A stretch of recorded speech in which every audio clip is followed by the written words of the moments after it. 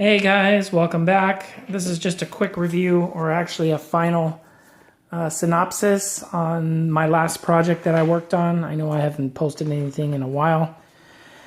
As we all know, the end of the year gets kind of busy, and then the new part of the year gets busy too, and so things have finally somewhat slowed down. And I've had some time to fly this thing and put some mileage on it. And I'm going to do a final review on this. This is my custom built DJI Specter, and basically what it is, everything you see body wise, prop wise, and flight systems wise is all DJI. It's running the DJI NASA version 2 with the OSD on-screen display module for live telemetry. And it has with the receiver that's inside, has up to a 4-mile range, and with a extended antenna on my Taranis Q7, I can get up to 4 miles of distance. Unfortunately, the camera image drops off way before that. At least where I fly. Now, if I probably flew out in the middle of the desert where there's no interference or anything, I'd probably get better distance. But anyway, that's not why I'm doing this. So, just to do the last review, this unit is basically has Garrett motors on it, high performance motors, which are the same motors that I am using on my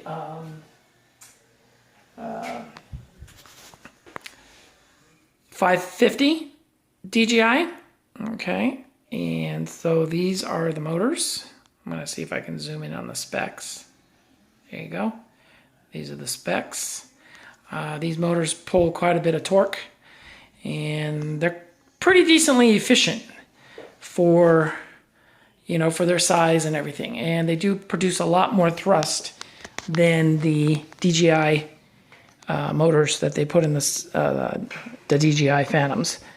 And I figured, well, since I've had really good luck with these on my F550, why not put them on here? And let's just say that this thing definitely flies like a bat out of hell. Anyway, the other thing is, which is really cool about this design, is the battery compartment. Now, it does use the standard DJI battery compartment, but it does not use the standard DJI batteries anymore. Okay, this is basically a XT60 plug, and it uses a standard XT60 battery. The money savings just in the batteries is worth this design, because I'm no longer required, or am I ever been required, to use DJI batteries. Okay, DJI. And with this setup, I can literally, my friend has a DJI Phantom Pro, and this baby outperforms his hands down without even, I mean, it's the Phantom's a joke. I mean, we did a punch-out test, and this thing left the Phantom behind from basically ground level to 400 feet, okay? As far as directional speed, it outran the Phantom, hands down. Basically what we did is we went onto a football field and we flew 100 yards in one direction and back.